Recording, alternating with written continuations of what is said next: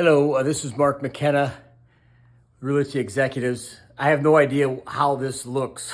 So, anyways, I have part of the third out of the fourth video for this closet reorganizer or organizer series here. Got most of it in. So I'm gonna let's check it out. Let's check it out. Okay, here. I'm gonna do this here and then I'll see what's going on there. All right. So yeah, got it up there. Nice. Shoes and additional stuff there. Of course, drawers, laundry, hamper kind of thing. I could put another shelf there. I haven't put all the shelves up, but that's just the structure of it, those shelves and everything you see here does not move. I have one rack here for hanging clothes. I'm probably going to have a top one there that I'll put up for hangers.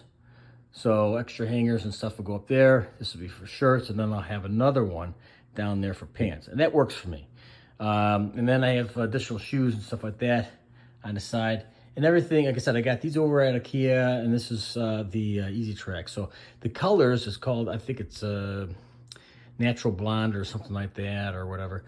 But it kind of blends. And I thought that, kind of looks decent. Maybe I do this. Is that better? Look at that. You got kind of a view here like that.